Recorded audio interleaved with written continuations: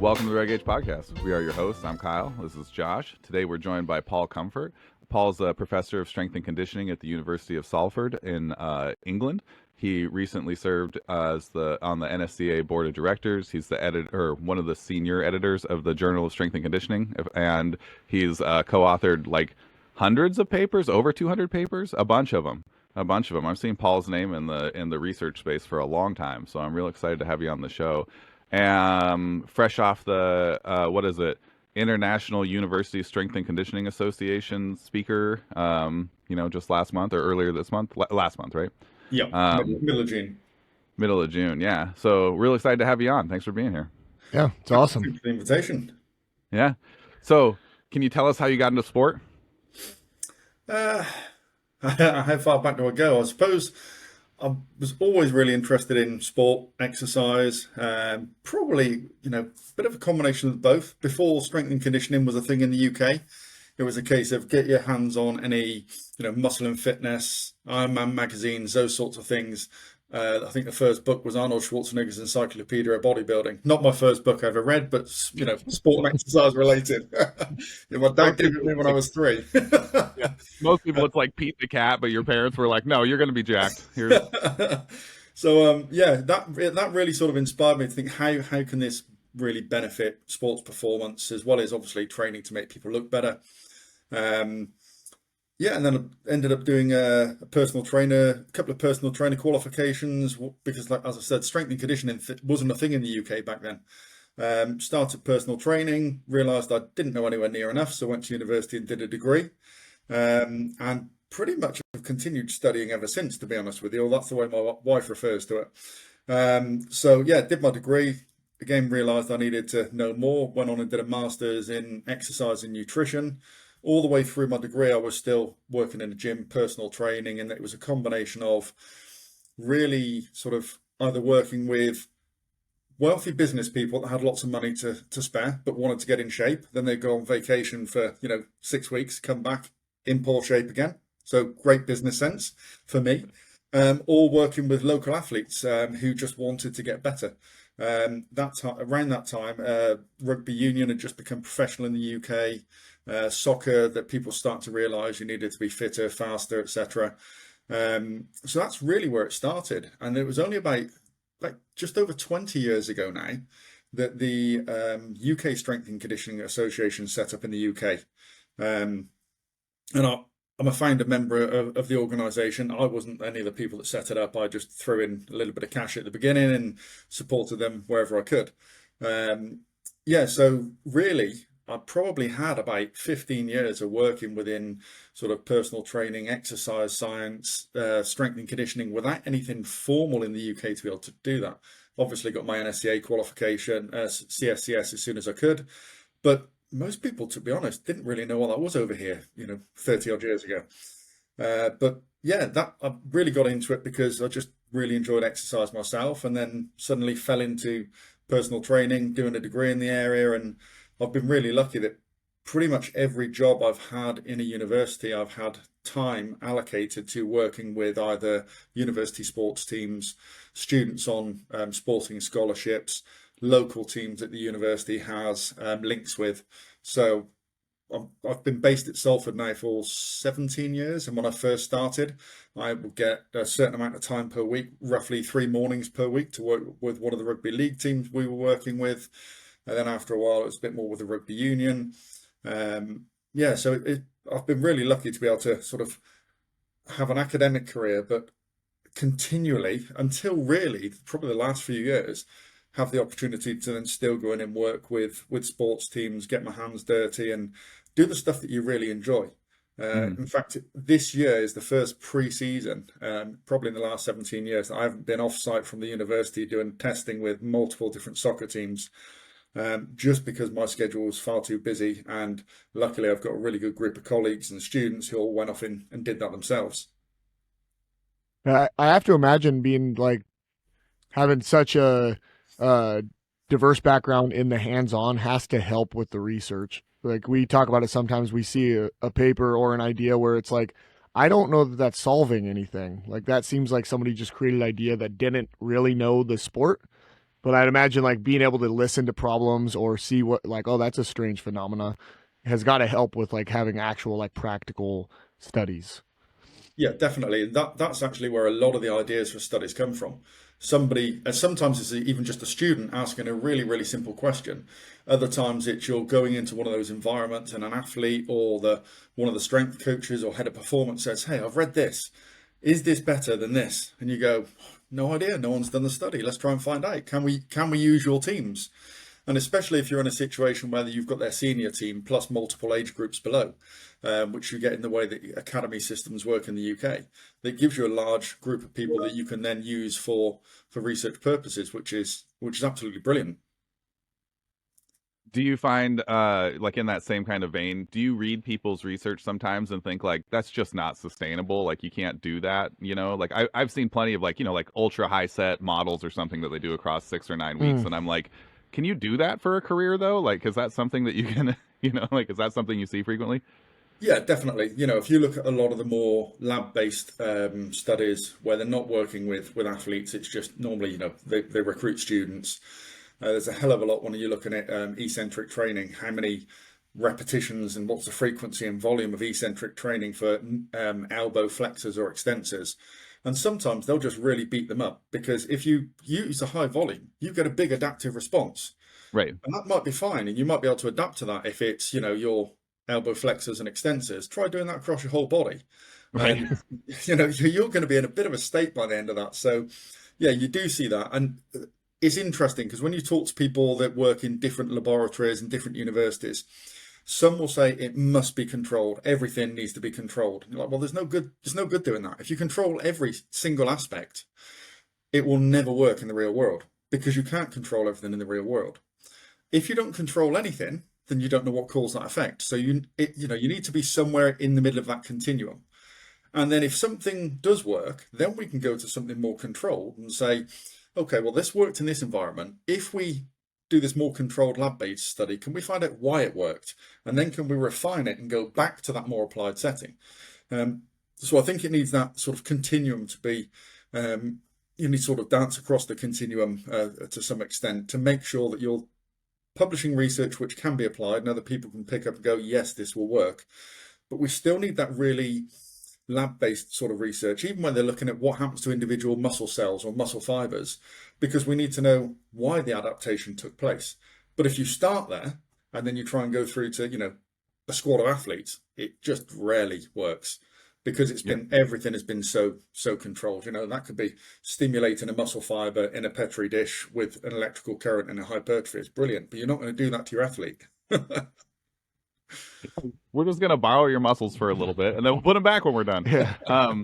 Yeah, I think like a really great example of that's probably something people can relate to, especially if they've been training for the last 10 or 15 years or something, is like just like in the nutrition space is BCAAs, right? Because like when they first started publishing studies on that, it was like, look how great these are. And then when you look at it in the umbrella of like, but I'm eating enough protein, then all of a sudden the Right. efficacy just goes way down, right?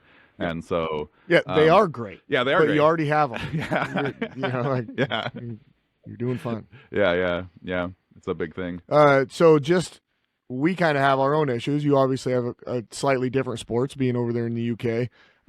When I close my eyes and think about like rugby, I think of like large, strong, huge thighs, right? Men that push around. But then football for you guys, you don't really think about that, right? It's more like an endurance sprint combo athlete. Do you now, as strength related people, we all understand like still need to be in the weight room, still need to get base strength. But do you find that it's a little bit more difficult to convince? Is it still difficult to convince football athletes like, hey, that is actually really important? Yeah, Because we deal with that just kind of different sports, but yeah, it's really interesting. So, like I said, we've been doing a lot of preseason testing. One of my colleagues over the last 2 weeks, I think they tested 11 different teams. Some of them it was just the senior teams. Some of them it was multiple age groups and the female teams, etc. And every time we test them, we know what the findings are going to be. They're weak. Aerobically, they're great. Some Right. of them, their sort of plyometric and reactive capability is really, really good. Ballistic, generally okay. Some of them are very good. Strength, absolutely shocking. I turned 50 in September, and I've not met a football player, soccer player that I can't outperform in terms of strength. And I train for fun now. That's scary. Yes, I'm a bit heavier and bigger than most of them, but even when you scale it based on their, the newtons per kilo, if you look at an isometric strength test, I can still outperform all of them. The only exceptions you get are the goalkeepers, but then the goalkeepers don't have to do huge amounts of running, so they're not as reluctant. They know they need to be powerful. They need to be able to dive across the goal mouth, get up quickly, accelerate and decelerate quickly. So they tend to be in much better shape in terms of strength and power. But obviously they're not aerobically as fit because they don't need to be. But there still is that real reluctance. There's still, with some people, they think it will slow them down if they do heavy strength training, because when it's heavy, you move slowly. That's just idiotic. We all know that that's not the case. It doesn't slow you down. You're going to be training incorrectly if you make somebody slower. They also, if they do that type of training, normally they'll say it's strength training, it's hypertrophy, strength endurance. It's 10 reps plus, and that's actually more fatiguing than anything else. So you do see in some football academies some really, really good practices. The problem is, once those athletes get to maybe between the ages of 16 and 18, and they get a call up to go and play with the first team, they might only play, 5 or 10 minutes in a game, because that adds value to them so they can sell them on, make a bit more money. But when they do that, they suddenly start going, hang on a moment, the first team aren't doing all of this. Why do I have to do it? And that then creates the problems. You'll get 1 or 2 athletes in a squad that wants to train. And from experience and from the people I know that work full time in those environments, it generally is somebody that got injured and then they weren't on the pitch, they weren't training with everyone else. So they did loads of strength and power work as part of their rehab. And then suddenly have thought, oh my God, I'm faster, I can jump higher, I can change direction quicker. I need to keep doing some of this. And then the problem is again, when they get into that period of time where they're playing, 3 games in 8 or 9 days, and then they're worried about recovery. It still is a problem. There's some of it comes from practitioners being too scared to push them hard. Some of it comes from the players saying, I'm not doing it. And some is because of the coaches that just say no. I've been into a club before where an academy set up, every single barbell had been cut in half with an angle grinder, were piled in the corner of the room because one of the coaches injured themselves squatting. Well, that just tells me the coach doesn't know what he's doing when he's squatting. Yeah. But because of that, then the practitioners there are going, right, how do I load them effectively now? Luckily, they had hex bars, they had heavy dumbbells, they could do, heavy step-ups, etc. But there are some issues still. It's starting to improve, but it's slow improvements. And it's better in the UK than it is elsewhere in Europe. So, we're not doing as bad as we could be. I like the idea that the coach was like, I injured myself on this very stable exercise, so we're going to change to less stable exercises. Let's get those dumbbells and have people climb stuff. Yeah. How long is the soccer season? It depends on how far you get through the season, etc. But you're looking at lasting around about 40 weeks. Okay, so most of the year. It's most of the year, yeah. So they'll get a 6-week preseason, then a 6 weeks off season, and it pretty much covers most of the rest of that. But their preseason, they have. I hate people doing this, but they have friendly games. Right. They're not friendly because the coach still says you must win. So week 2 of preseason, and you've got 2 friendly games. You've got to be recovered because the coach wants you to win. Which is then so. The season's even longer, really, with all the friendly stuff going on.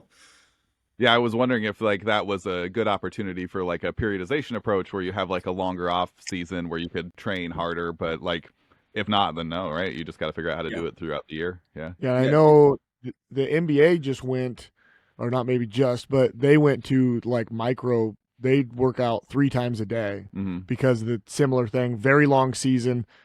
An insane amount of plyometrics, so the bodies are beat up a little bit. So they just work out little bits throughout every day throughout the year. And I thought that was an interesting way because they weren't getting, it was the athletes that lifted and then everybody else didn't do anything. So you get lots of injuries. And I thought that was a pretty innovative way to make sure that everybody was working out. Just give them a little bit before a game, after a game, and then in the mornings. Yeah. Yeah, there's a few good ways that people do attack some of that, and some of it is, not everyone plays.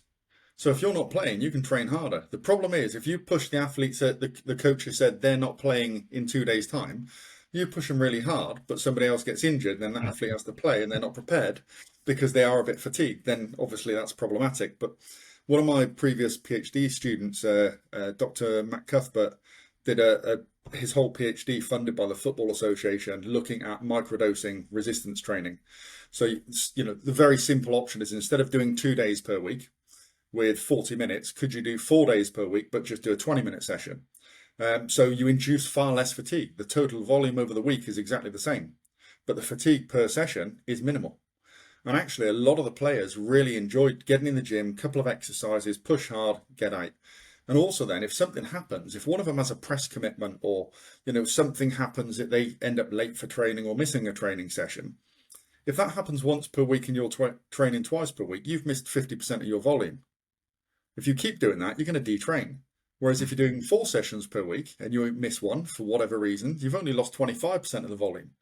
The one study that I'm waiting for him to publish, looking at this, I think the reason that the people that microdosed got a better effect is they pushed harder in the gym because they knew they only had 20-25 minutes.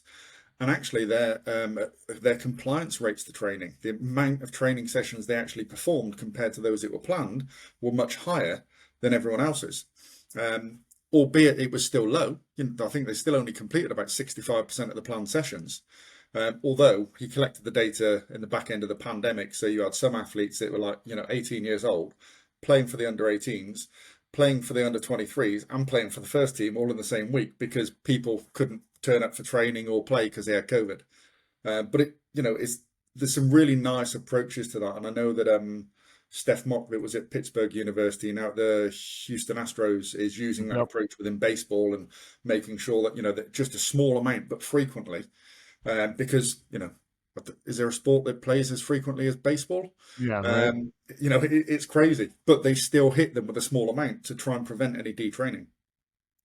Yeah, it's always an interesting thing for me, like when I run into resistance about the weight room, which is funny to me that still even exists. Like every program that's adopted strength training since the 50s has been, the better program. So like, how is it still taking? Why do people still drag their feet? But people do fall in love with their sport, not with the weight room, right? So like the more you can make the weight room digestible, the easier it is to get, sport athletes to do it. Right? Yeah, you're not really the people that enjoy the weight room. Mm-hmm. You don't even really have to think about. They're gonna do it no matter what. If you didn't even provide it, they would provide it themselves. So how can you make it? Because we all know there's plenty of people, but for whatever reason, it's just not their thing. Yeah, it's not a part that they like. So by making it shorter, that probably would help quite a bit. Yeah, and usually the addictive thing about the weight room is the progress, right? So like if you can just get them to do it for 3 months or 6 months or a year or whatever, then maybe they might fall in love with it, Yeah, and it's starting off cautiously as well, isn't it? If somebody's never done it before and they're reluctant, don't hit them with the total volume you'd normally want them to do. Start them off slow. They'll see progression. They won't be really sore the next day because again, the issue you have sometimes pre-season with some of the soccer players is that they'll do a training session or even a pre-season testing, turn up the next day, and they're saying their groin or the hamstrings are sore. That's it. That was a strength work I did. You're like, well, it's only one side of your groin or one hamstring. That's probably the fact that you went out and took 50 free kicks, and you haven't done that for the last 6 weeks since you've been on the off season. So you've got to build it up slowly and progressively. But it's really easy if it's progressive overload like that. The rate at which you get people to progress, because they're fit, they've got muscular endurance, they're generally quite well coordinated. The progress you see in the first, 8 weeks or so is unbelievable. Mm-hmm. Yeah. You don't have to punish them, right? Yeah. It'll come anyway. Okay, so we mentioned a couple terms in there. So like, let's go back, rewind a little bit. You mentioned ballistics, you mentioned reactive force, you mentioned newtons per kilo. So can we talk a little bit about what each one of those things are? Yeah, of course. We'll start with ballistic force. So ballistic, first of all, is it's probably easiest to talk about the ballistic and then the reactive or plyometric components together and what's the difference between them. Sure, People regularly get that wrong. So ballistic will be something like a counter movement jump. So where you go through a large range of motion, we're stimulating the stretch shortening cycle, but it takes quite a while to perform the task. If you look at counter movement jump data where people have been tested on force plates, you're looking somewhere between around about 700 milliseconds is the time from when they start to flex and squat down until they leave the ground. If they're really good, they can get down to about 500 milliseconds, so about half a second. Whereas with the plyometric, it's really, really reactive. It's much more ankle dominant. You're looking at ground contact times 250 milliseconds or less. So there isn't sufficient time for you to go through a large range of motion at the knees and the hips. So what tends to happen is you actually pre-activate the muscles in your calves. You'll actively start to plantar flex when you make contact with the ground, so the muscle's already shortening, and then that just gives you a really short contact, lengthening of the tendons from either end, and that makes it that more reactive or plyometric type of task. So there's a clear difference between the two. And if you were testing them, I suppose a simple way of comparing that with testing or training is you'd have something like a drop jump, where you land and get off the ground as quickly as you can, and it's quite a stiff strategy. Or a depth jump, you might drop off a box the same height, but you're going to land, flex, ankle, knees, and hips, and then extend and really focus on going through a bigger range of motion and jumping higher. Yeah, cool. All right, and then what about newtons per kilo? Because it's not brand new, but there's not a lot of practitioners who talk about newtons per kilo of force production. So if you're doing isometric testing and we're assessing force production or anything on force plates, then the unit of measurement that we have is newtons. And you can convert it to kilos. You just pick the time out. So you can convert it to kilos if you want to, but it's measured in newtons. And if it's newtons per kilo, it's really the amount of force measured in newtons divided by their body mass in kilograms. That way we can make it comparable. So if I'm comparing something like a 90 kilo back in rugby compared to 125, 130 kilo forward, the person at 120, 130 kilos should generate a much higher force. So the newtons would be higher. But if we divide it by their body mass, we're then comparing them based on the differences in their size, which also allows us to compare between sexes, or allows us to compare across age groups if we've got a whole academy set up for a team. Obviously the person aged 18 you would expect to be outperforming the 14-year-olds. Not always the case, but it allows us to make a fair comparison between people of different statures. Yeah. Does that scale pretty linearly? So like if you have a 60 kilo athlete and a 120 kilo athlete, do you expect in terms of their field, what they're going to look like on the field, to be pretty similar in terms of their newtons per kilos in the lab? Yeah, pretty much. You can go through a process of allometric scaling, but most people then don't understand it, and that gets you around the fact that not everyone is built to exactly the same proportions, etc. Some people argue maybe you should do it based on lean muscle mass, but I think you've got to do it based on their actual body mass, because it's your body mass you accelerate around the pitch, the field, the court. So we've got to scale it based on what we're trying to accelerate, which is your mass. If you're carrying too much body fat, well, there's a really easy way of increasing your relative strength. Drop 20 pounds of body fat and your relative strength goes through the roof. Guess what? You can then jump much higher. You can sprint faster. It's easier to decelerate and change direction. Yeah, the studying the lean body mass might be more accurate to like what the muscles are doing, but you're an athlete. Right. You are carrying around the body fat.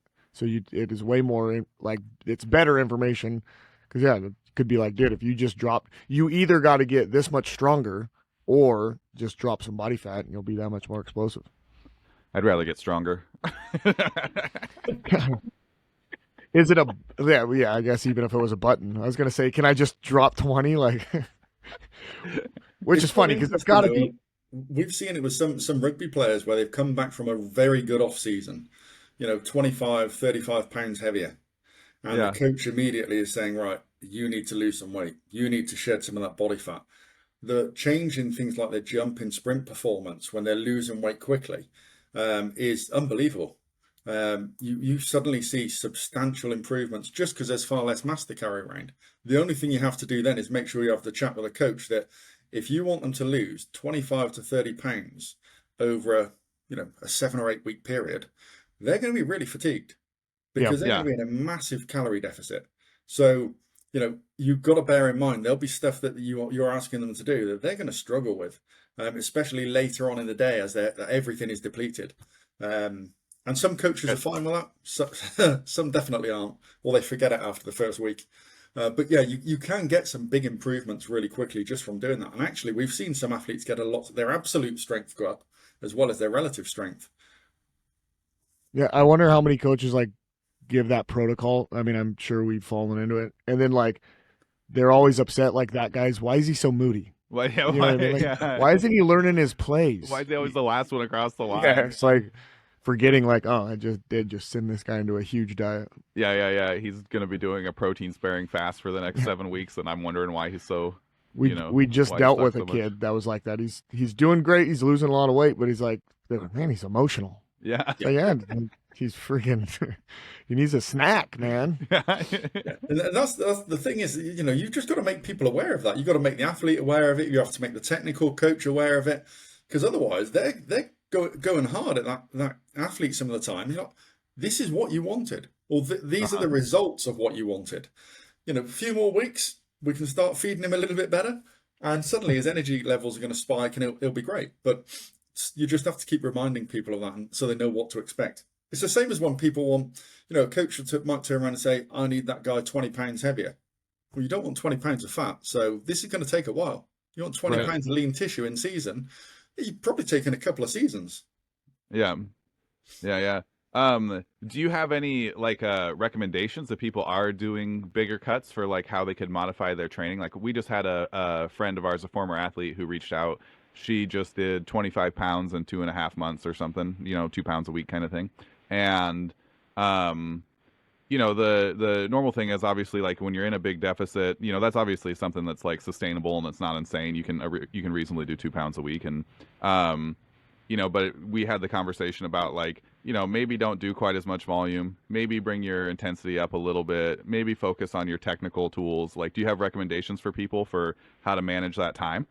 Yeah, pretty much as you've just described. Don't go with a hypertrophy style training because it's so much harder. Go with more strength or power-based training, longer rest periods between sets. The total volume is generally notably lower. If you're doing some type of interval training, make it very high intensity bouts rather than trying to do a 4-minute prolonged interval, which might be really effective, but you're not going to get through 4 of those in a session if you're completely depleted of carbohydrates. It's just going to be awful. So yeah, really just focusing more on the intensity, but also knowing that it is going to be tough. And then if you can, make sure between that period where you're doing the gym-based work or the pitch field or court-based conditioning, there's a rest before they go out and do their technical work, and they can get some food in between, or if possible, get them doing the technical work first. Because if you're fatigued, we all know what your coordination is like. You've just said about how people's emotions and stuff change, and throw all that in together, and somebody keeps missing the ball, missing a tackle or a pass, etc., and everything starts to fall apart. And you've got to think about, I am not a psychologist, but you have to think about the effect of that. If, as you described, if they're always the last one over the line, they're always the one that keeps dropping the ball or whatever's going on. That doesn't leave that person in a good position if they're doing that for 6, 7, 8 weeks. So again, it's one of those things you've got to make people aware of and see if you can structure the training appropriately. But it's also really difficult. If you've only got 2 or 3 people in a squad like that, they've still got to train with the rest of the squad. So, if the coach has planned 2 hours out on the pitch, they're out on the pitch for 2 hours. That person you might want off the pitch earlier, but that's not happening. Yeah. Yeah, it is like they started that journey with showing up and probably feeling good, and a coach being like, your body's not right. Yeah. So it's like, that's just as a human. Right.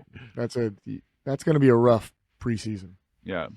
Yeah, and I mean, we've always had like the kids that we've worked with every year. We've had at least one kid who's making the weight loss journey. Sure. Who was 300 or 400 pounds or whatever, and is working their way down. Sometimes against our wishes. Yeah, yeah, but it is important to keep them in it and cognitively, because it is difficult to be in a deficit. Yeah, so our background primarily, like as coaches, has been powerlifting. So we had to have that conversation. This is long ago now, but with a kid where he was having some success comparatively at this low weight class, but he wasn't getting any stronger. So we were trying to tell him, like, the real goal of this is to gain strength. Like, I know we go to these competitions, but we want you to gain strength. And he basically was like, listen, I would rather just stay at this really light body weight, not get any stronger, and have a chance at winning state. And we're like, I don't, like, that's not an easy, like, you can't really argue against that because, and then he did wind up going and winning the state championship. He just had the exact same strength he was like 48 months before. So it's like, all right, cool, I guess.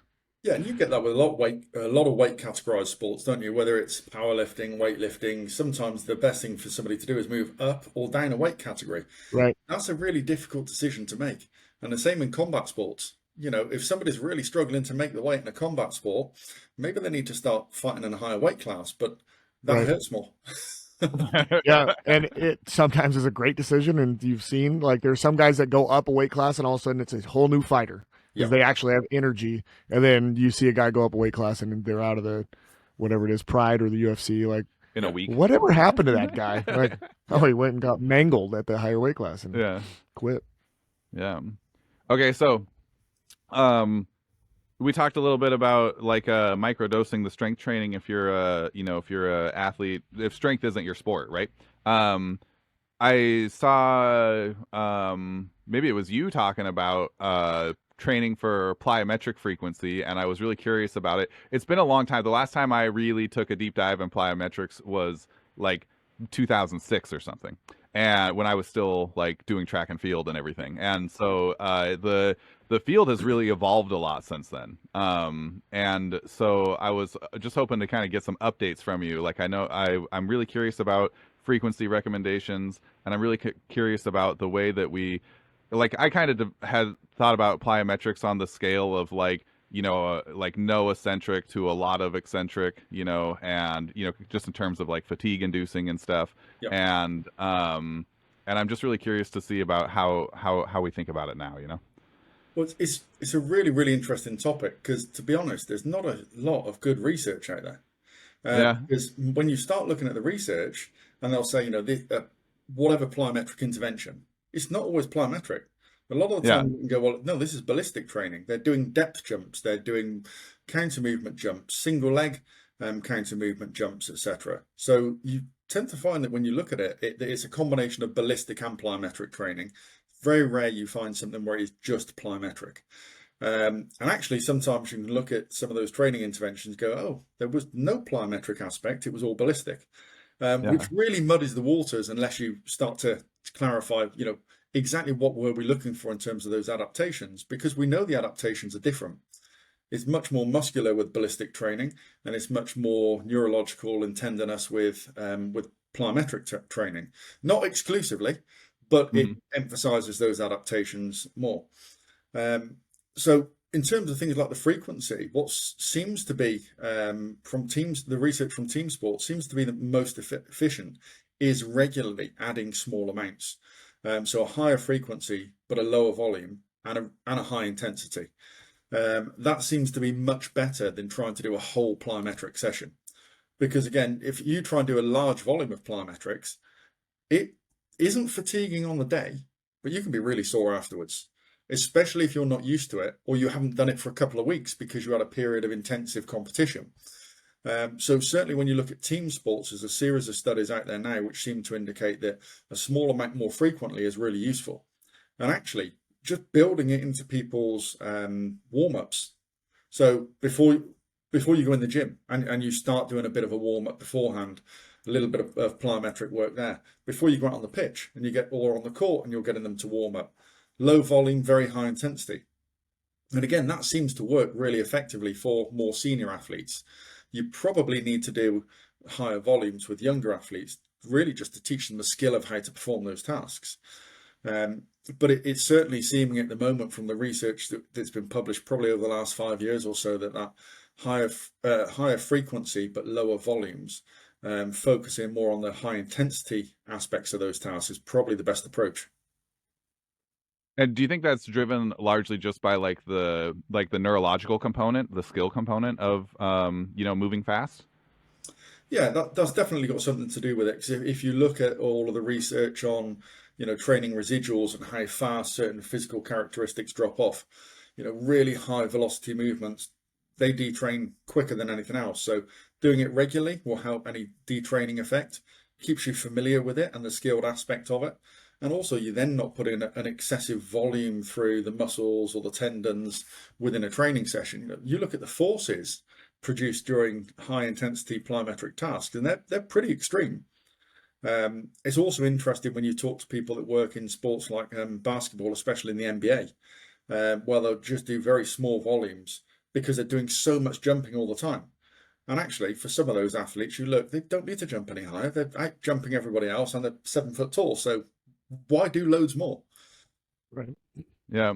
If you do have a sport that's like where just doing the sport is pretty plyometric, right? Because like, there's a lot of fast movements in soccer. There's a lot of, big jumps in basketball, right?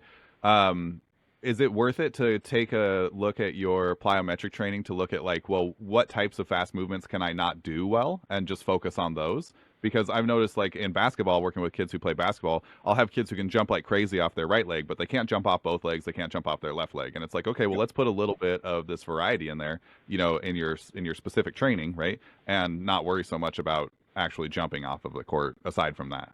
Yeah, so when we're testing athletes and sort of screening them for sports in general, we'll do something where we've got an isometric strength test. So something like the isometric mid-thigh pull. What's their maximum force capability like? We'll do a ballistic task, so generally a counter movement jump. How good are they expressing force during that ballistic task? And then something reactive. So that could be a drop jump, it could be a rebound jump, whichever version of a rebound jump, because that gives you a really nice profile. And you can look across the board, right? Are they strong? No, they're not. What's their ballistic capability? Not very good. What's their reactive? Actually, that's really good. So we need to chase after those two. And sometimes it's the other way around. Sometimes we'll turn around with the rugby players and go, wow, yeah, your strength is phenomenal. Ballistic and plyometric, yeah, pretty poor. Right, we need to chase after that. But then when you come to a jumping sport, as you've just described, we need to know more than that, because they're not jumping in a bilateral manner most of the time. It will happen occasionally. So we also need to know, how do you jump off one leg? Or how do you jump with a 1, 2, or 3 step approach even?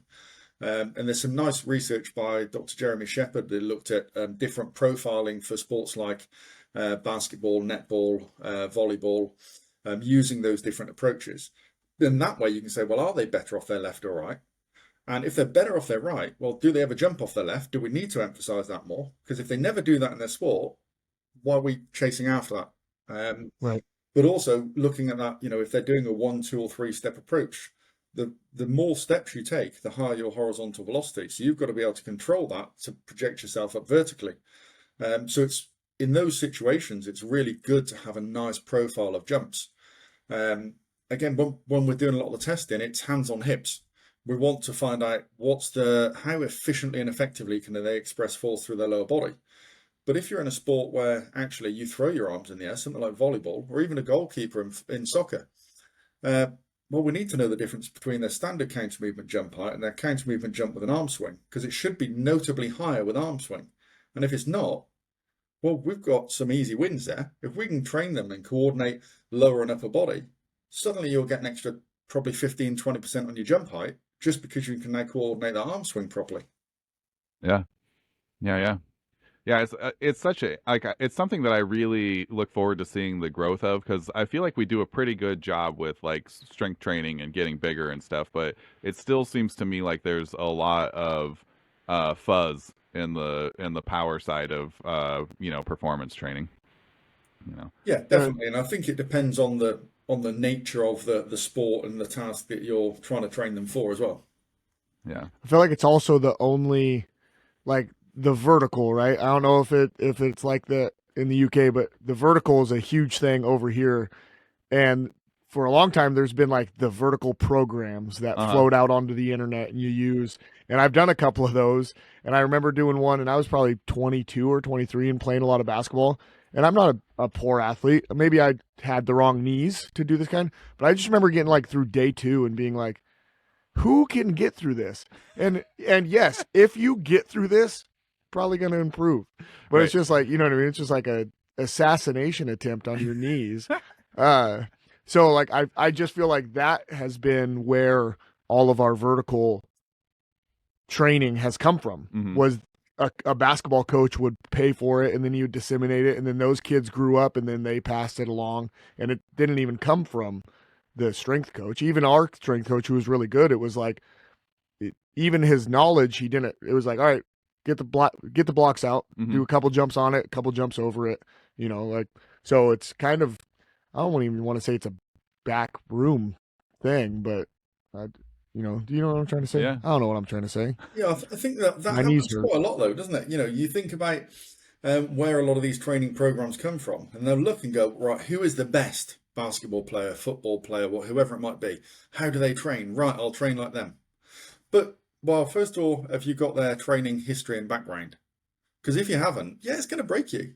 So Yeah. if that program had come from a basketball player who'd been playing in the NBA for 5 years, they can tolerate those loads because they're doing it every day, whereas nobody else is doing that every day. So have you got the same training history? Are you appropriately prepared to be able to do that? Have you got the same genetics? Are you then getting 2 hours worth of physical therapy at the end of the day, ice baths and everything else that they're getting in that professional setting? Probably not. Yeah. But I think that's the problem. We go, right, who's the best? Let's follow that. Go, you think I said at the beginning, about having Arnold Schwarzenegger's encyclopedia of bodybuilding. Look at some of the training programs in there. I tried Yeah. to do some of those when I was a teenager. That didn't go very well. I was broken the next day, probably for a few days. But again, it's a case of I didn't build up to that over years. I suddenly went, well, this is what Arnie does. I'll give it a go and I'll look like him next week. Clearly not. Yeah, he said some of the videos, he says like, just to shock the muscles, I would come in and start at 315 on bench. Yeah. Yeah. Yeah. And it's like, please don't do that. Like, let's get at least some warm up going on. Like, you are not Arnold Schwarzenegger. Yeah, I kind of made the same. I've told the story before on the show, but when I started training, I was really into track and field, and I was really just training for track, and I ended up falling in love with the weight room, and it's all I ever want to do now for the rest of my life. But mine was I found a bunch of stuff that was like descriptive of Anatoly Bondarchuk's work, and so I was like trying to roll that in, not understanding that he'd had athletes who were in sport for 15 years before they got to him, and they had drugs and all the everything else under the sun, right? And so like that didn't go well. It was a year to a herniated disc, and I was toast. I forget who we had talked about it with, but I had a boy just like, be careful of following whatever the experts, or not the experts, but the best. Because there's an NBA player right now that had been talking about, he does 500 weighted box jumps a day.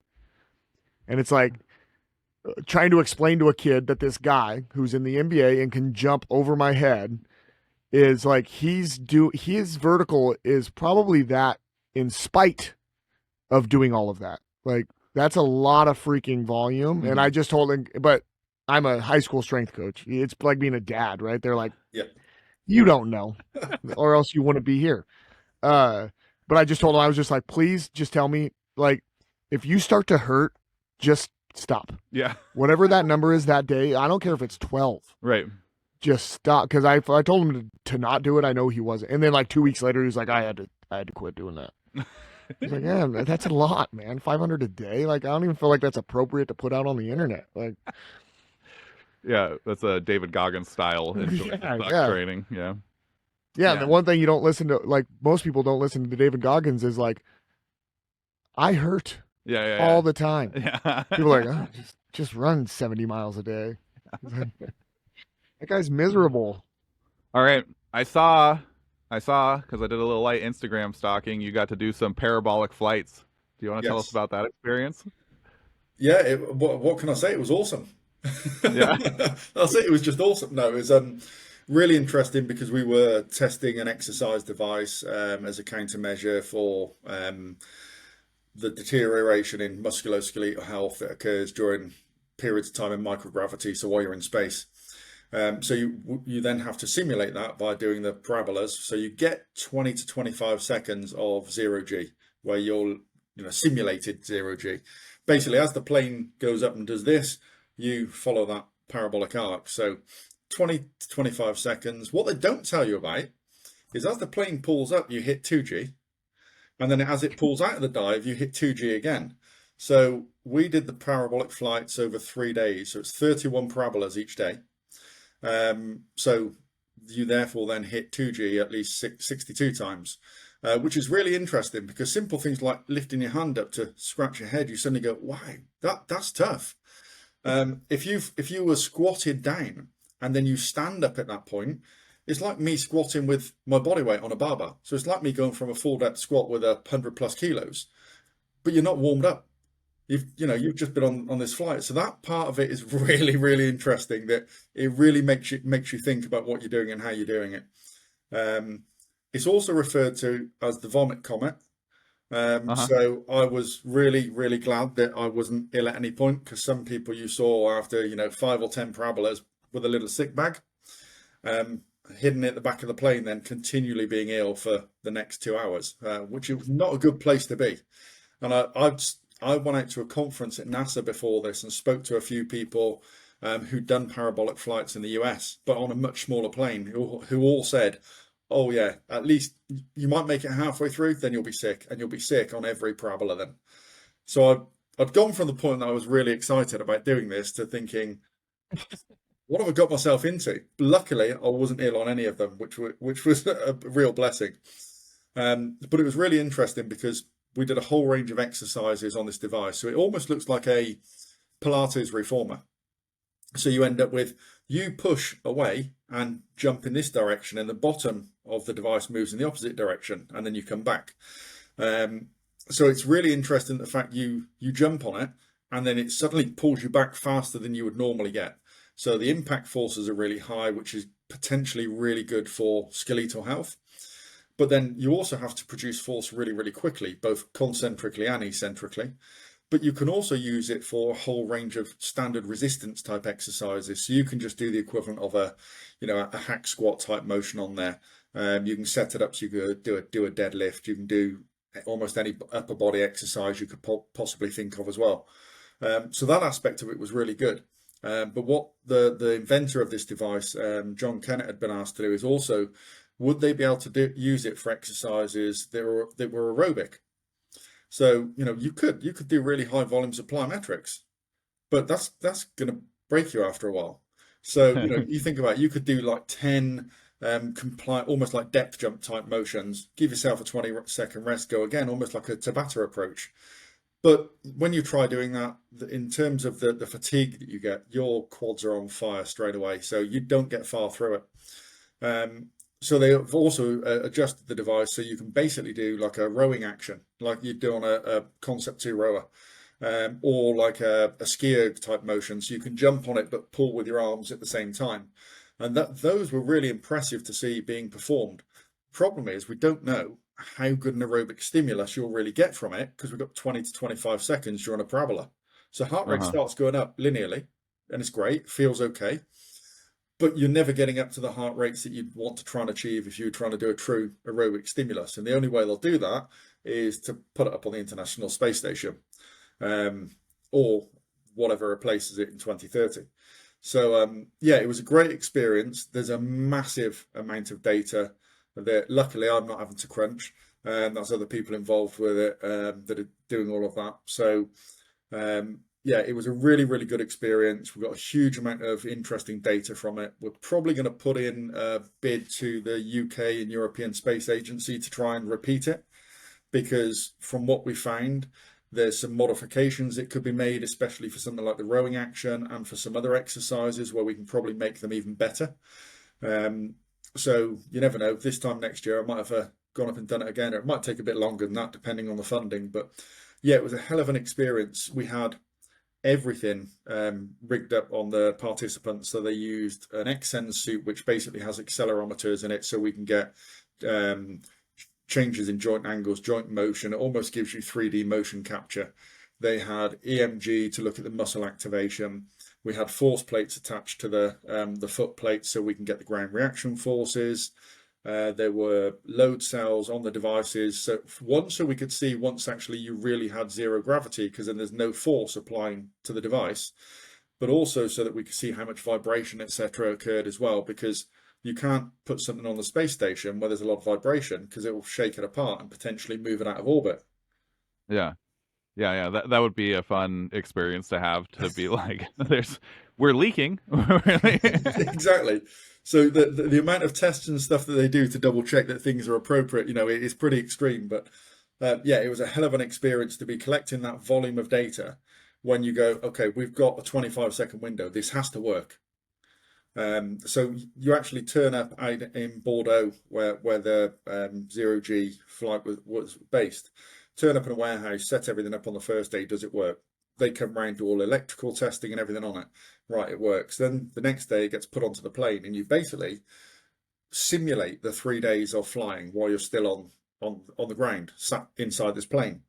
So by the time you then get to the point that you fly on the Tuesday, Wednesday, Thursday, the second week, everything should be working.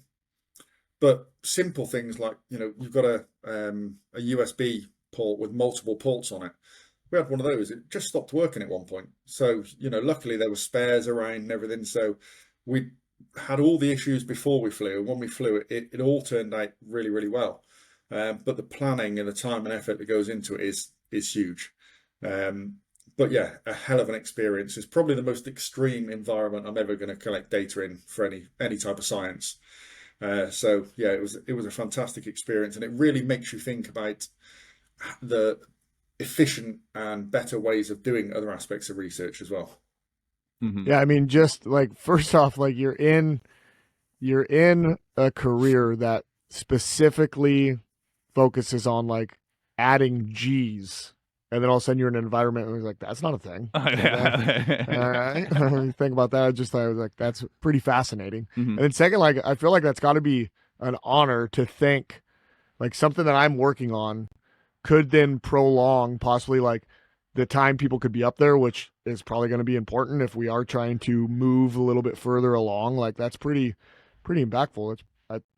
It's probably, I would imagine, like it's going to be one of these things where you're going to put like a ton of work in, and then it's like, dude, they're putting on a space station. They give you a high five and maybe like a plaque, and then somebody else makes like $74 billion. Like, and they're like, but thank you for that.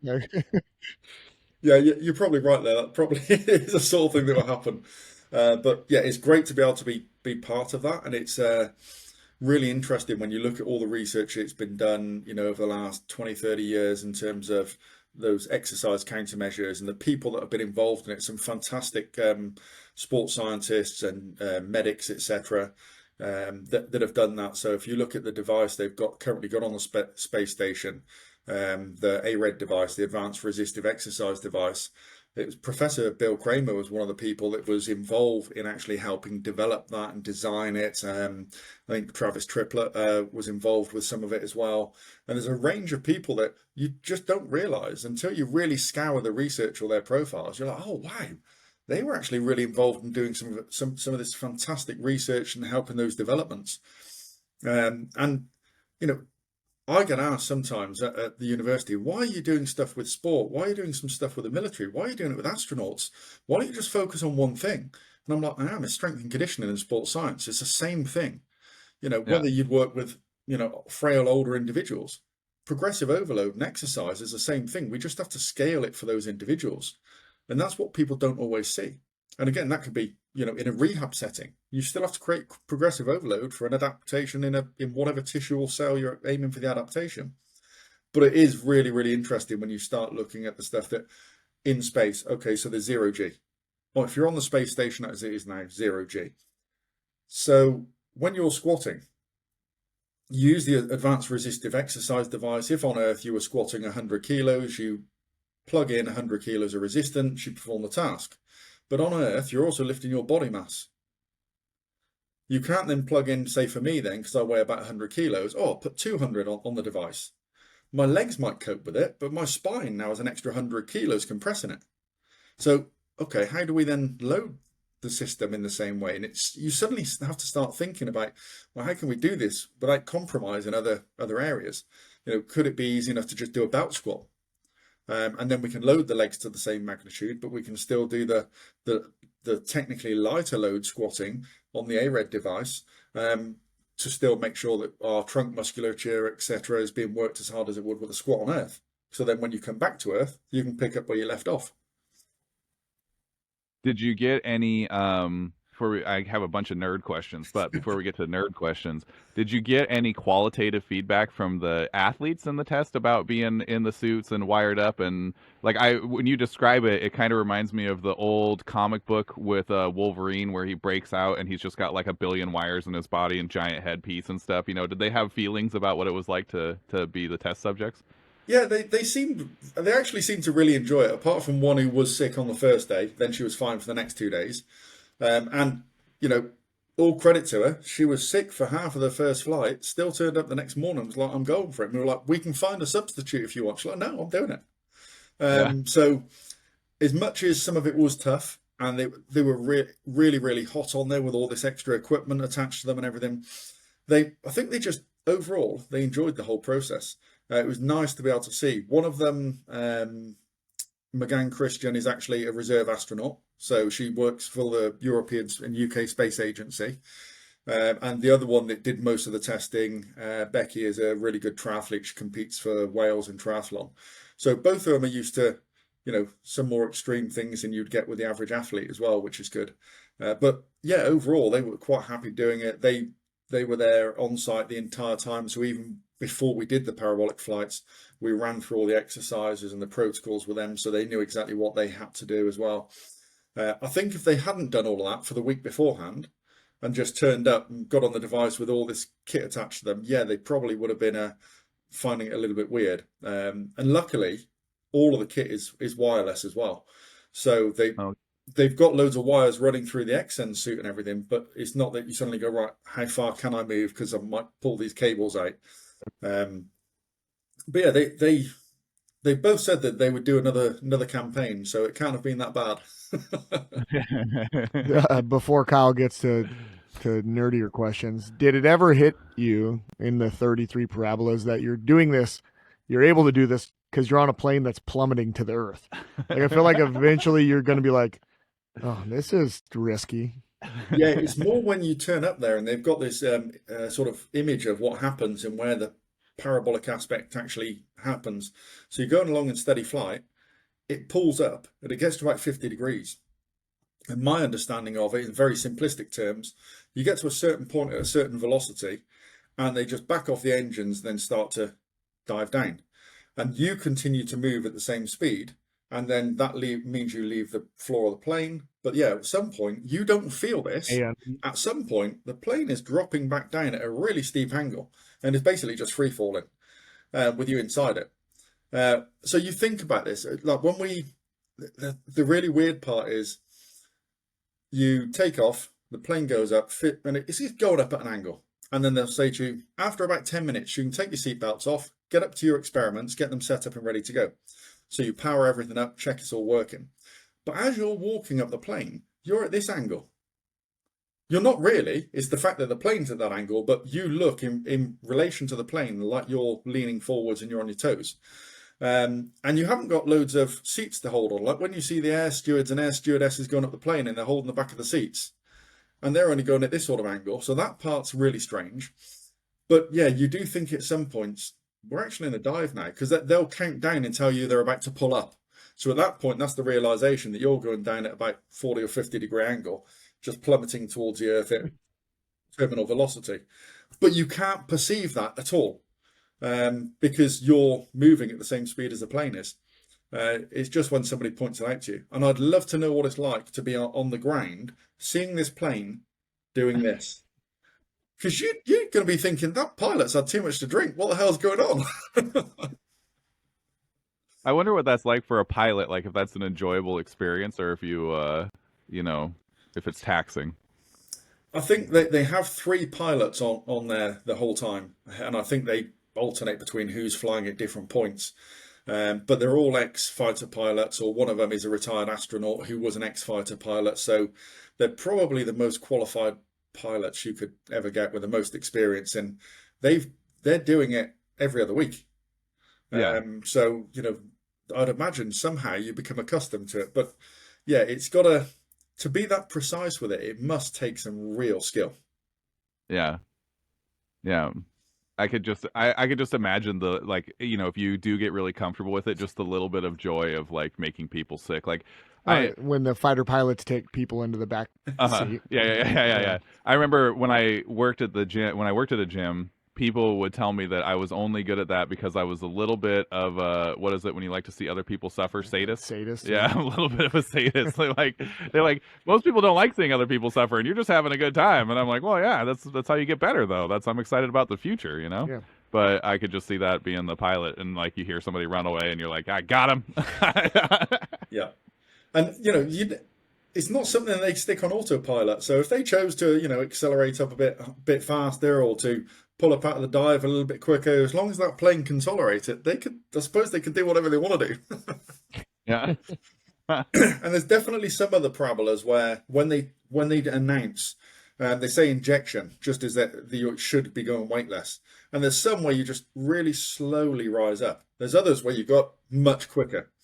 And they've got to cope with turbulence and everything at the same time. But I shouldn't say this because I'm flying over to the NSCA conference on Monday. But I don't think turbulence is ever going to bother me again.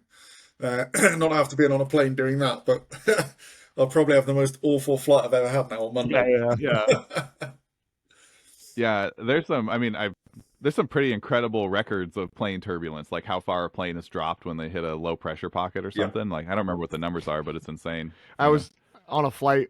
God, I don't remember where I was going, but I was on a flight. Maybe it was when I was going to South Carolina for nationals, and I was sitting next to a pilot, and we were going through some turbulence, and he was just like, he's just talking pilot stuff, but he's like, oh yeah, it's been like some planes fall. Like I've been in a plane that fell 1,500 feet in an air pocket, and like we almost wrecked. And I was just like, bud, I'm not even really afraid of flying, but like when the plane is, and then you're telling me like, oh yeah, like it is possible that we just drop out of the sky right now. Like you need to stop talking, sir. Like, I've enjoyed this conversation up until this point, but please stop talking. But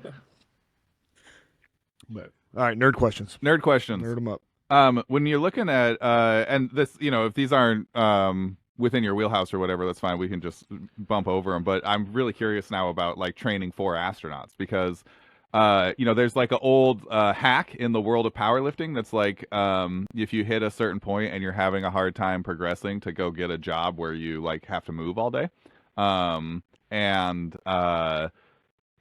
big part of our level of fitness obviously is just our day-to-day movement, right? That's why we lose so much when we go into space. How much can you get out of the training that you get when you're trying to send somebody into space for a prolonged period of time? Like how much of it is like unavoidable loss, or like how much can you keep? Like do we have any idea for what the actual long-term progress is we can make on that?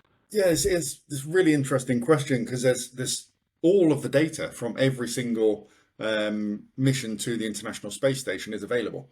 And they've done a little bit of analysis, some of the scientists. So Dr. Elissa Varanowski, who's based at NASA, there's an abstract published in Medicine and Science and Sport and Exercise, the ACSM's journal, which actually shows, I think it was about 80 individual astronauts that went into space at least 90 days.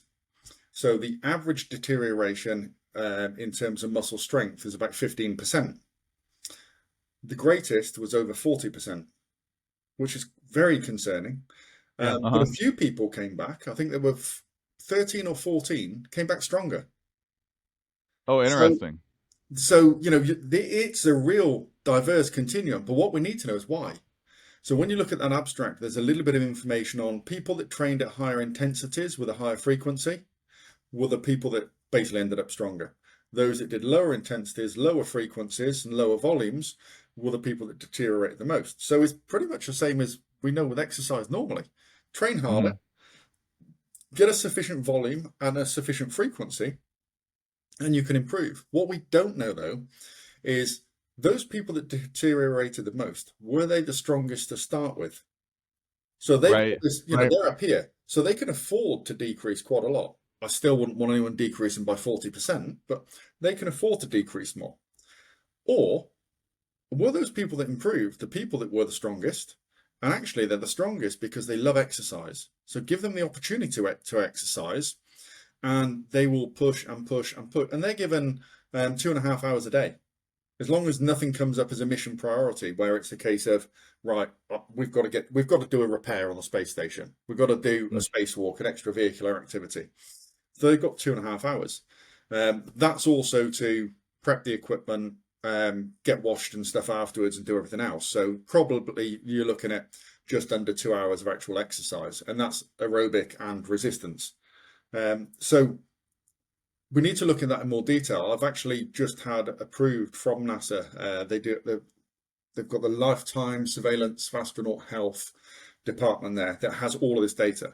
So they've just approved about 2 weeks ago that I can access all of that data to try and figure out, is it the people that are fitter and stronger that lose the most? Is it the people that are weakest that lose the most? We don't know. It could be either.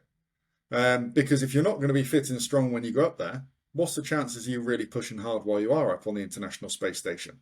So my gut tells me it will be the fitter and stronger people that actually probably perform better because they love exercise. And while I was at the conference just before the parabolic flight, I think it was Butch Wilmore, who was one of the astronauts that got stuck on the space station. They had issues with the capsule he'd gone up on. So he ended up there, instead of being there, I think they thought it was going to be a 7-day mission. He ended up there for 9 months. Right. He presented to us for about 20 minutes on basically what he did while he was up there and what he's done since he's come back. So he was only been back just over 2 weeks, I think. And he described that because he's got a family and he wanted to come back and be fully capable and able to spend time with his family, because they weren't expecting him to be away for, a week, and suddenly he's away 9 months. He basically hit the gym every day. He pushed as hard as he could every day. They're not meant to train when they do an extravehicular activity. So when they go and do a spacewalk to do a repair, but he still did it. It was like, I'm not missing a session. I'm going for it because I need to, because I want to go back to my family and be in a good state. I don't want to go back and have to spend a few weeks or months going through rehab. And that's not the first time that he's gone into space. He's done it multiple times. And he came back saying, I'm fitter and stronger than I've ever been when I've come back from a mission. And he just turned 62. Yeah. So that's one individual. But that really does say, if you work hard, you're probably going to be okay. The bigger issue is going to be, you mentioned about longer durations. The bigger issue is going to be, if you want to go to Mars, well, what can we take on the spacecraft that takes us there? If you look at Elon Musk's Starship, if that works and that can be used, brilliant, it's huge. But they've also got to take enough astronauts, enough food, enough fluid, everything else that they need. How much room can they dedicate to all the exercise devices that they've got now? So that's one of the reasons that we're testing this exercise devices. They really want one thing that will do everything. And even when you look at something like the Artemis missions, when they return to the moon, the Orion capsule is tiny. If you have a look at it online, it's tiny. It's going to have 4 or 5 crew members in it. And all they've got is a tiny little flywheel device. That's their only exercise device for when they return to the moon. They won't be there long, and it's better than nothing. But you look and go, wow, this is not where it needs to be. So, yeah, even though we might be able to say, well, this works most effectively on the International Space Station, when people are doing those longer missions, that's going to be the tough part. And I suppose when you get to Mars, it's 60% of the Earth's gravity. So if you have detrained slightly, you'll be okay. But then you've got to come back.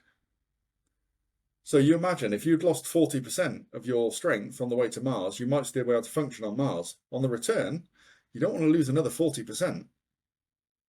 And then you imagine what's happening to your skeletal health at that point as well. So, yeah, there's a lot of questions still to be answered.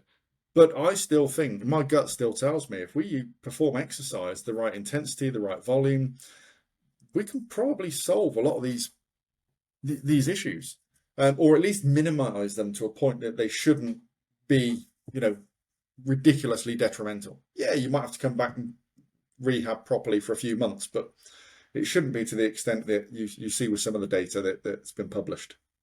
How large is your unit? By that he means exercise device, just in case anybody was wondering. The square. I did not think that was your shit. Like I said, it's about the size of a Pilates reformer, what we've been testing. So Okay. it's smaller in the area that the advanced resistance exercise device takes up. It's smaller than the area that the treadmill and that's the vibration isolation system for it takes up. So I think it's when it's fully extended at the most, it's probably under 3 meters in length and probably 60 So is centimeters mine. wide. So it's relatively small. Like an exercise mat. Josh is still over here thinking about it, The the fully eloquent. extended didn't help. Like,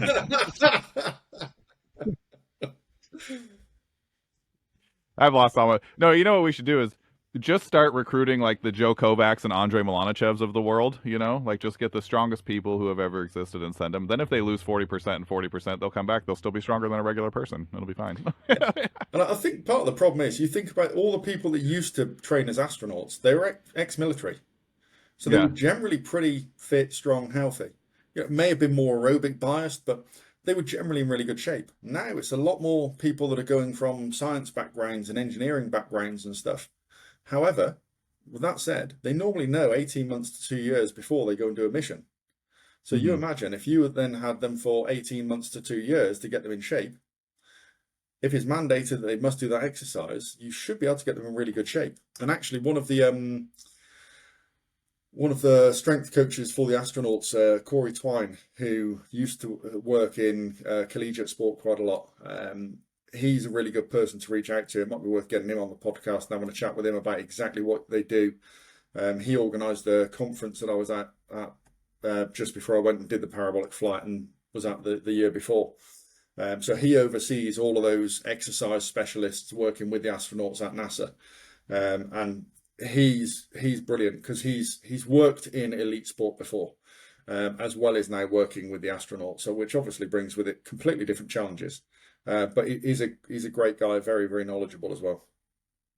I wonder how much, like, I could see it being like two different things. Like NASA is going to be very interested, I would imagine, I hope, in like astronaut health and like being able to send, because the astronaut, it's probably way easier to send an astronaut 5 times than to ruin an astronaut and then have to train another one. Yep. But then like somebody like a Musk, who is probably more biased towards like the advancement of the resources and stuff.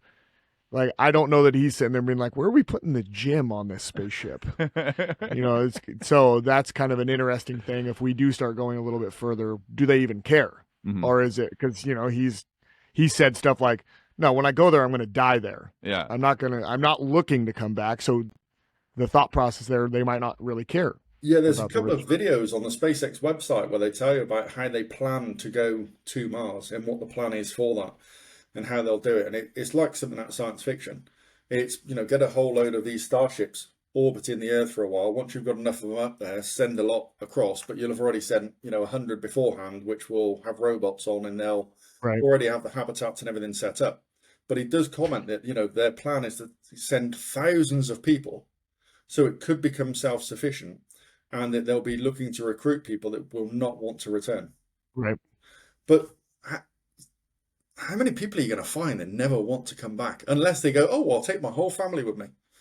Yeah. There's not that many people I think that you would find that would do it and then get there and go, yeah, I'm happy here. I don't want to go back. I can't get my wife to go out of state. Like, I'd be interested if I was like 70, but I don't think they'd want me No. anymore. Be like too old. Okay, so can we talk a little bit? It's one of my favorite, like, how as you study something, there's inevitably surprises, like really interesting things that pop up, and you're like, that's so cool. I can't believe it works like that. Bone health is one of those things. Can you talk a little bit about like the mechanisms for how our bones know that they need to get stronger? Like what is it that like happens inside the bone a little bit? Yeah, it's pretty much just the loading and the stresses that are applied to them. So you've got the magnitude and the rate of the strain on the bone. And Hmm. then there are sensory receptors in there, same as you have is in muscle and tendon, which basically identify that there's an increase in the amount of force they're normally subjected to, or the rate at which the force is applied. And that then triggers the different cells within the bones to start adding more minerals or changing the structure inside the bone because you've got different types of bone matrices within each bone. So they'll sometimes almost just reorientate the way that the scaffolding, for want of a better phrase, runs within those bones to allow them to remodel, to cope with the type of stresses and strain that's applied to them. And that's one of the reasons that space is a great analog for aging, because 12 months in space and your bones deteriorate on average the equivalent of they would have 10 years of aging. So rather than having to wait 10 years and see what happens to somebody's bones from doing exercise or no exercise, you can get that in a much shorter time frame within space. And that's why you need some, compressive loads from things like squatting type movements, but you also need some impact forces, because it's not just the magnitude of strain, it's also the rate at which that load or strain is applied to the bones. You think about it, it's similar to when we're training a muscle. We apply large forces, but we also have to apply forces quickly. And then you get the same in terms of tendon adaptations. The tendon will adapt to both the magnitude of load applied to it and how long it's applied for, but also the rate at which it's applied. And it will create slightly different adaptations. So I think it'll be really interesting whether you're looking at it with athletes or whether it's astronauts, people that have had stress fractures, etc. We need a really good combination of high compressive loads on the bones, but also some impact on the bones as well. The danger is the impact to create that stress for rapid adaptation if you've already had a deterioration. It'd be like turning around to say somebody that's not exercised for the last 30 years and is now 70, let's go and do a plyometric session. Drop time. Just came out of a coma. Yeah. I remember, I think the thing that was the most interesting about that process, well, there's kind of two things that were really interesting about that process for me. One was the actual like piezoelectric effect of the bone. Like that was a really interesting thing to learn about for me. The other was, often when we talk about these things, we talk about, the muscle or the tendon or the bone, and they're not really as well delineated like in tissue as that, like there is that kind of the spots where they all blend together, right? And so when you were talking about how the bone has different structures, and it can reorient them depending on the task or whatever, it's such an interesting thing to me how like integrated the system is and how poorly we talk about the integration, Yeah, and I think that's partly because we have to, you think about when you're studying exercise science at first, you talk about adaptation in the muscle, then you talk about it in a tendon, then in a bone, but actually they're all inextricably linked. We can't take them apart, because you're applying, if any time a muscle contracts, it's applying a load through the bone. Even if you just sat there now and did an isometric muscle action, there's going to be load then, compressive loads on the bone. The tendon also gets the strain, because the only way the tendon gets force applied to it is if you make a muscle contract, or if you stretch a muscle, and that still applies load through the tendon. So we can't take one apart. What we can try and do is exercises and activities that are more likely to create a stimulus for adaptation in one compared to the other. But it's always going to be a combination of all of those structures and tissues being loaded and an adaptation occurring. What we need to do is identify if one's deteriorating quicker, how can we emphasize a certain type of exercise that may be most beneficial for that? And again, that's whether it's an astronaut, whether it's rehabilitation, whether it's performance, we still need to make sure that those correct tissues adapt in the same way. Yeah. Yeah, those basic principles of progressive overload and variation and specificity. None of those things never change, no matter what the environment is, right? We're still looking at those tools. Yeah, exactly. And that's really scary sometimes then when you look at the education of different people, different professions. So if you look at healthcare professionals, they don't really go into any detail. If you're training to be a doctor on exercise, nutrition, it's a tiny amount, which makes sense because they're treating whatever your illness or your condition is. Look at physical therapists. They still don't do a huge amount on exercise.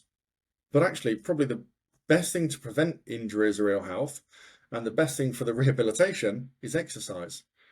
So we need a lot more education in those areas. And I think it's slowly improving in some of those areas. And a lot of those professionals are starting to realize they need to know more. Which is brilliant. I'm lucky. I've been going for the last few years out to Italy regularly and teaching on some courses out there for specifically for physical therapists that want to learn more about strength and conditioning. which is absolutely brilliant. But all of them are going, wow, I should know all of this, and I've only just, I've touched the surface, and they're the ones that are choosing to do it because they know they don't know enough, and they're always really shocked with how much they really don't know and how much they learn over a 6-day course. Yeah, it's a thing where just like probably any other specialty, it really pays to build yourself a team, Yeah. because you're always going to know like I absolutely love strength training. I've been doing it forever. Like it's my favorite thing in the world. I've been super strong at a few times, but like as soon as you turn that dial a little bit and you're like, okay, well, come talk to the soccer team about training. I'm like, I'm gonna need to go talk to somebody because like I can get them brutally strong. Like that part I can do with my hands behind my back and my eyes closed or whatever. But like the meeting, like doing an assessment on the sport and knowing what how their training history is going to interact with the with changes and stuff like that's a whole another set of special skills and everything. Yeah, and from the role that I'm in, where we go into lots of different sports teams on a regular basis, and you interact with those teams. The teams that do the best are those that they're the backroom staff, all of the sports scientists, strength coaches, physiotherapists, nutritionists, massage therapists, performance analysts, coaching, the technical coaches. If they all work together and listen to each other and go, "You're the expert on this, tell me about it. You're the expert on this, you tell me about that. Right, how do we do this? How can we apply this in this setting?" They're the ones that win all the time. It's not always the people with the most money, especially when you look at sports like rugby league and rugby union. If you've employed the best people for a job, you've got to listen to them. And I actually remember saying probably about 10 years ago now to a coach of one of the rugby teams over here, said every time we've come in to do testing, you're sat with all your staff having a discussion with them, and you're really, really listening intently to what they're saying. And most clubs you go into, the technical coach is not there. It's the rest of the staff discussing it. So, but you really want to know, and you'll make changes on what you've planned today based on the feedback they're giving you, which is brilliant. Why? And really, really simply went, I've employed the best performance analyst, I've employed the best sports scientist, the best strength coach, the best physiotherapist that I could get. Why wouldn't I listen to them? I was like, no, it's really simple, it's really obvious, but most other coaches don't think like that. Most other technical coaches go, I know best. You do about the coaching, Right. but not necessarily about all those other things. And the fact that they were willing to challenge each other and, have not arguments, they were definitely heated discussions at times over what would be the best approach. And then you see them go out and everything works and everything's running really well. And the one team I'm thinking of, they were always in the playoffs every single time. They were always getting silverware. Every single year they win something for an extended period of time while that coach was there. And it was just phenomenal to see it working like that. Unfortunately, you don't see that in a lot of places. Well, I think it's hard, like as a, if you're in charge of a program, right, it might be hard to give up the reins a little bit, but think about how much freedom it gives you. Like if you think about like the, traditional kind of like team training that most of us have been through doing sports, right? There's some skill time and then there's some conditioning time and, you do all those things, right? But like if you are fortunate enough to be in a program where you can have a team and you can offload those responsibilities to other people, that means that as like a as like a skills coach, you can focus on the relationship and the skill, and then that's what your practice time is. You don't have to worry about the conditioning and the the strength, and you can send that to other people. And like you don't have to worry about like, do I need to work this kid hard or not work this kid hard, because your physio team can tell you like, oh, they need a little downtime or they can go good or whatever. Like the all of those decision makings are pared down, and you can focus on the thing you love. Yeah, and you see that now the reins getting lifted, at least in American football, which I think that American football and the weight room are probably joined better than a lot of sports, Mm-hmm. right? But they have the trackers that the kids wear all the time.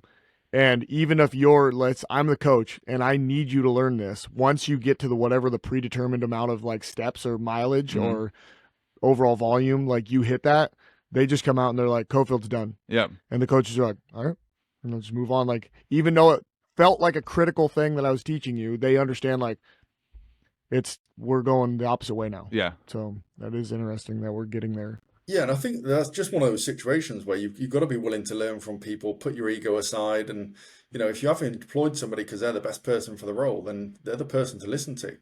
I always say to my PhD students, if by 18 months, 2 years in, I'm not learning from you, either I've not done my job properly or you've been lazy. Because they're focusing on that specific topic so, every day for 18 months to 2 years. If by that stage they're not coming to me challenging some of the things I'm suggesting or teaching me new stuff, then there's something wrong. And certainly by the end, 3.5 years of just studying that one topic area, I should be learning a hell of a lot from them at that point. And it's really interesting. When I've pointed that out to people in the past, they've gone, you shouldn't be learning from your PhD student. I'm like, how the hell am I? I've currently got 9 PhD students. So I'm in a really lucky position. I can turn around and go, right, you go and read up on this a bit more. You go and read on this. You go and read this. Right, in a couple of months' time, we'll all get back together and you can share your findings with us. And we can then all challenge each other. So why are there so many different adaptive responses to the same stimulus? Or why are we finding that this type of training really enhances this physical characteristic and this one doesn't? Or why are some studies completely opposites? They've done exactly the same training intervention, but got totally different results. And they might have spent the last 3 months doing that. And I'll then turn around and say, right, we'll go and grab a coffee or we'll go and grab a beer if you drink alcohol and sit down and discuss that over a couple of hours. And I go away learning probably 9 months worth of studying from those 3 students, bring in other students as well so they can learn from it. They can also question them. And I go away from it going, wow, I've just learned a huge amount. Normally with a couple of pages of notes where I'm thinking I need to go and read up on some of this now because I wasn't aware of some of this research. But, the amount of research that's published at the moment, you can't stay on top of all of it as much as you try. Yeah, huge. So Yeah. It's really nice to be in that situation. But it does scare students when you say 18 months, 2 years in, I need to be learning from you. Right. Well, I think that's an important conversation now because, like, a lot of times people don't understand that, like, the point of a doctorate is to add to the knowledge of the world, right? Like, that's what we're here to do. We're here to find new things to learn. So, like, if you already knew it, then what would the point in them doing the work be? Yeah. Although there are situations where you go, I've done this study, I've got the results, and you go, I probably didn't need to do that study. If I'd thought about it in more detail, I could have told you the answers. You get that with some of the weightlifting research that I've done. If you do something like a power clean or a pull from mid-thigh rather than going from the knee or from the floor, you generate much higher rates of force development and impulse when you go from a shorter range of motion. Well, of course you do. You've got to accelerate that bar to the same height to catch it if you're doing a power clean. But you haven't got much time or much distance to do that if you start at mid-thigh. If you go down to the knee, you've got a lot more time. So you don't have to produce force as quickly and you've got longer to produce it. So, of course, rate of force development will be lower if you start at the floor compared to if you start from the knee, compared to if you start in mid-thigh. And therefore, the impulse will be completely different shape. It'll be a much higher force over a shorter duration from mid-thigh. Yeah, if I'd thought about that, I didn't need to do those couple of studies, did I? But if I hadn't done them, nobody would listen to me. Or there's got to be some times where somebody has done a study like that and it was like, oh, that doesn't make sense to what we thought was going on. So it probably is important. It kind of sucks getting to the end of the study and being like, that's an important part of research, though, is to falsify stuff, right? I mean, that's why we create the questions we do, right? Yeah, you're basically trying to do everything you can to disprove a hypothesis. And then if you go, actually, that was correct. That's brilliant. And if it wasn't correct, then we go back and go, okay, so we need to rework this then and figure something else out. But it is great. That aspect of my job is the bit that's really, really interesting because you just keep learning. I've even had it where I've had a PhD student contact me in the past and say, I think I've messed something up with all my data collection. I was like, why? And he said, well, it's different to what you found in your study published whenever it was. I was like, maybe I did it wrong. And they went, no, of course you didn't. And I was like, you don't know. Right. Let's both go back, look at our data, figure out, have we analysed the data? We did the same testing methods, but did we analyse it differently or anything else? No, we shared our data with each other. We both double-checked each other's data. No, all was good. So then I just said, look, talk me through your athletes. How proficient are they at these exercises and how strong are they? And the main thing that we found, his athletes were so much stronger that they just moved in a different way and the results we got were totally different because they could cope with much higher loading than the athletes I'd been using at that point. And that was it. It's just like they're both studies are fine. We haven't done anything Yeah. wrong, but we can explain it because the participants were completely different. And that's really important then, because then that tells us we can't train everyone across a whole continuum of strength levels in the same way. We have to do it differently because they will move differently and they will get a different adaptation to potentially what's the same stimulus.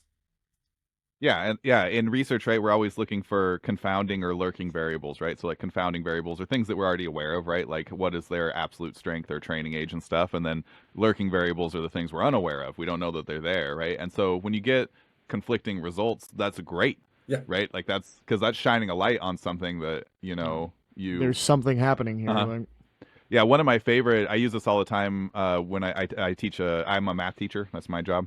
And in my statistics class, I talk to them all the time about I think it was the early 2000s.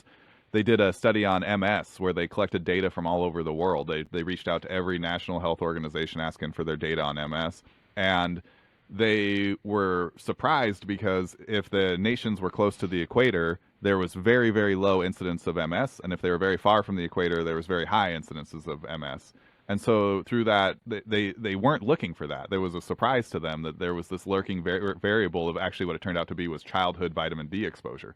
And so if you got more vitamin D as a kid, you were better insulated against MS as an adult. And it was a really interesting thing because it just popped up. Nobody even was expecting it or anything, and it just bam turns into a yeah huge thing. yeah Yeah, and that's the thing. You sometimes just stumble across these things, and then you have to go, okay, let's figure this out. Why is this the case? Why are we seeing trends that we didn't expect to see? Mhm. And that gives you your next series of research questions. Yeah. Okay, so I got one more round of questions for you before we get out of here. Because when I was I when I was thinking about you, because again I've seen your name on stuff for a long time. I've you are a adjunct professor for a school that's in Perth, Australia. You've been going to Italy to teach. You've done a TED Talk, which is always fun, right? Yep. Where's the coolest place that you've gotten to go to teach or talk? That was definitely the Shop 24 conference at the Houston Space Center. Oh, okay. So yeah, it's a huge auditorium. The screen is massive. I look tiny in front of the screen. And you've got all these exercise and professionals and sports scientists and just the NASA scientists there, plus loads of other people that have come from all around to listen to it. Absolutely phenomenal environment. But it's the first time actually that my wife's ever watched me present at a conference. Don't know why she just said, I'd really like to come and listen to this. So she came along with me. I managed to wangle a ticket for her for the day. But it was an astronaut that presented before me. And this guy got up and he was talking about all of his shuttle missions and all these other things he'd done. And he was a surgeon before he became an astronaut. Then he went to the top of Everest. Didn't succeed the first time, got to base camp, ended up with a prolapse disc. So then went back down the mountain. Just basically every time it started to give him too much pain, would lie in the snow as an analgesic, just to Yeah. ice his back, and then carry on. So he's presenting, and I'm sat there next to my wife going, wow, this is amazing. This is brilliant. What a presentation. And then I suddenly had the realization he finishes in 10 minutes and I've got to follow this. So that's the most nervous I've ever been for a presentation, partly because I was following him, but I was also I was at NASA with Uh-huh. all these scientists that you just think they're going to be the best minds in the world. And it was a phenomenal conference. But yeah, that was definitely by far the best place I presented at. When you turn up there, if you've not been there, you go across the car park towards the Houston Space Center, and you've got one of the Falcon 9 SpaceX rockets led on its side, just the other side of a wire fence. You've got the 747 with the shuttle on the back of it as you walk up and approach it. And then inside of it is just a huge museum, basically, with this massive auditorium out the back. So yeah, that was by far the coolest place that I've ever presented at. It's almost like a childhood dream. I walked across the car park and said to my wife, I can remember being in a school playground when I was probably, I don't know, 8 years old, and seeing that 747 flying across with the shuttle on the back of it. So then to turn up there and see it and go, wow, and then think, I've been invited here. I've now got to step up to and present and make sure the talk's at least half decent. Which after following that astronaut, I was a little bit worried. Yeah, just hearing you talk about that, like the movement from being like, obviously you're still in strength training, right? But like the movement from being in sport, which is awesome, and there are brilliant minds in sports, but like you had kind of said you're a lifelong learner. Like, has it been just awesome? I would imagine, I've never been around a bunch of NASA astronauts and physicists and stuff, but the level of knowledge and intelligence I feel like in the room for a lifelong learner has got to be like, it's like the gold mine, Yeah, you and know, the and just being around a passion, bunch of heroes. Like, yeah, is that the passion of all of the people there, and they're the best minds in their specific field. So I was thinking, oh, everyone's going to know everything about exercise. Some of the questions I got, I was like, oh, okay, we can take this down a level. This yeah, is all right. I'm happy with these questions. yeah, You right. fire away. Whereas I was expecting things where I'd really, have to try and uh, put myself in a higher gear and think I'm going to need a load of caffeine to answer these questions. But yeah, it was great to be there. So much to learn because they're bringing people in that have got nutrition backgrounds, experts on things like bone health, etc. And you get to see all the things that they're planning to do for the future and why. So yeah, it was phenomenal to be around those people. But actually, go somewhere like the NSCA conference, as an Yeah, example, I guess, or the yeah, ASCA conference in Australia, and they bring in the best people. So you're always going to find that there's going to be at one of those conferences, maybe 10 people that you just go, wow, I've just learned so much. Um, I presented at the International Conference on Strength Training in Finland in Jyväskylä 2 years ago. So again, that apart from the NASA one, this was the most scared I've been because I sat there and you had a Greg Haff in front of me, who I get on really well with. Travis Triplett, same, get on really well with, which is great. But then right in the front row was Professor Kijo Häkkinen, Bill Kramer, Rob Newton, Schmidt-Bleicher, all these huge names that have been researching since, some of them, when I was a very young child. And I'm sat there going, oh no, here we go. And then get to the end of the presentation, say any questions, and pretty much all of those hands went like this. And I was going, oh, here we go. But it's great because every time you're in those environments, people are nice, they're friendly, they want to talk, and you actually find you generally learn a lot more from just talking to those individuals when there's a coffee break, when you're having food or something, grabbing a beer in the evening, and everyone's willing to learn, share their ideas and information, challenge you on things sometimes. But yeah, it's brilliant because you just keep learning, and that's what makes this job so interesting. And also means that when I get invites to go and present, in Italy and places, I'm like, yeah, I want to share that information because if they haven't got people delivering that information, I want to go out there and actually make sure we can upskill them in those areas. Yeah. yeah. You kind of turned into your own PhD students where you're telling them like, no, you're going to learn more than me, and then you go to the conference and you're like, crap. Yeah, And I feel like when we had Dr. Huff on, like he seems like a guy that will challenge Yeah. your stuff right Yeah. there. Right away. yeah, Yeah, definitely. And we have some great conversations, which is absolutely brilliant. And there, a couple of times when we first met, I think people thought we were going to argue about things because they perceived that we had different viewpoints on stuff. And once we started talking, we're like, oh no, we're saying exactly the same thing. We're just phrasing it in different ways, so people think we may be disagreeing. But actually, it's exactly the same thing. Right, we need to do something about that. Let's write a paper, get it out there, make sure people realize that we are saying the same thing, but the terminology is slightly different. Yeah, that is one of the interesting things that keeps coming up whenever we have like a guest who like this really is just their area, right? Like they found something they love and they're going to let it kill them, right? Is the language is always short of the ideas, right? Like Yeah, we, just like talking about, ballistic versus plyometric, and I'm sure that we could even find another dozen, ways to talk about producing force yeah, rapidly, right? And it makes it hard because you'll be talking to somebody, arguing with somebody, and then all of a sudden it'll dawn on you like, oh, we're actually on exactly the same yeah. page.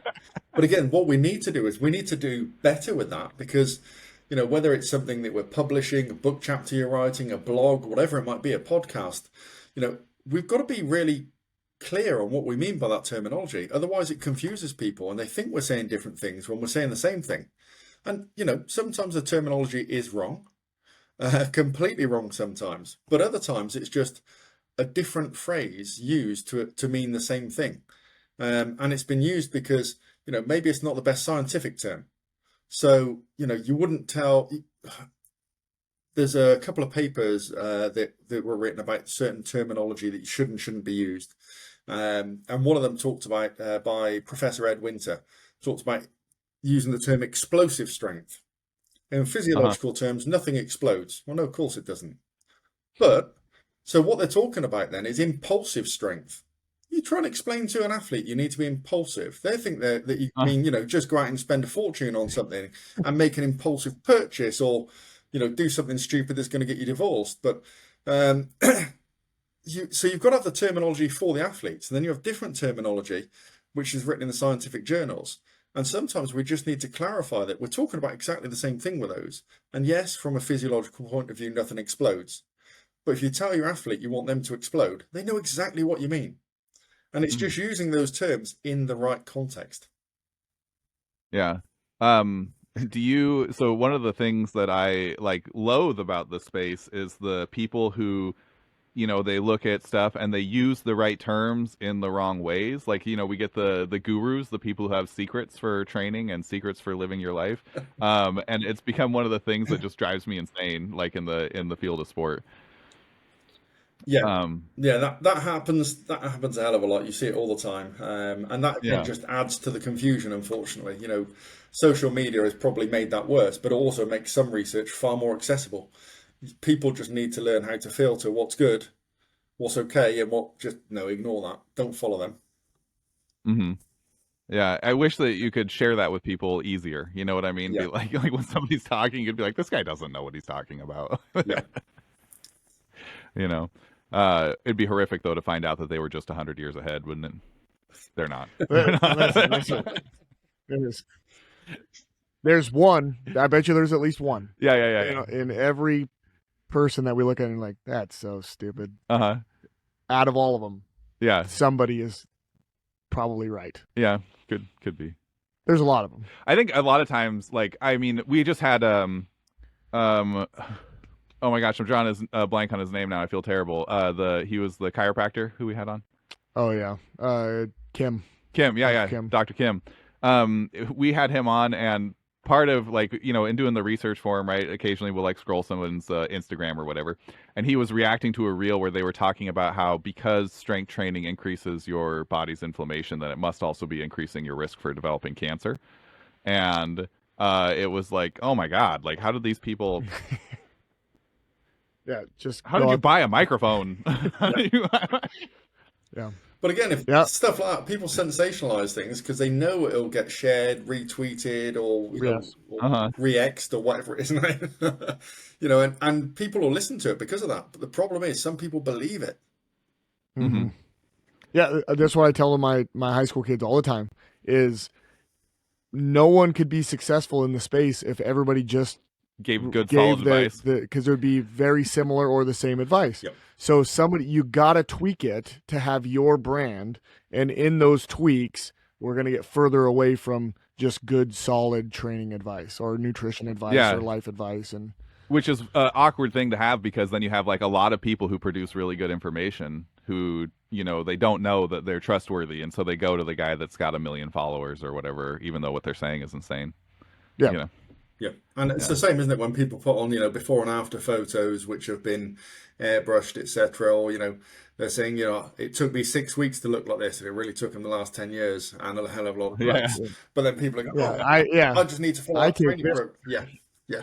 I've been taking this fat burner. I've also been on steroids for 9 years. Yeah. It's I got 20 years of training history. If I cut down to 230, I'd look really good. Yeah. But it took me 20 years of lifting weights to get to where I would look really good if I cut down to 230. The guy from Bigger, Faster, Stronger that does the before and after in the same day. Yeah. And it looks different from the lighting, and they do some airbrushing. But yeah. All right. Well, I feel like we did it. I feel like we did a good job. Yeah, I didn't think we were going to go to space. I was excited to go to space. Not as hard as we were, right? Yeah. All right, cool. All right. Well, where can they find you at, Paul? They can search for me on ResearchGate if they want to find more of the research, or if not, social media. It's at Paul Comfort 1975. And when do you go to Mars? When are you taking off? I'm not going to You Mars or taking the your moon. My wife wouldn't let me. Going to train the If robots I on annoy her Mars? enough, she might send me. I'm not going because it's my choice in either case. All right. Like, comment, subscribe, share. Helps out the show a ton. We really appreciate you guys. Thank you so much.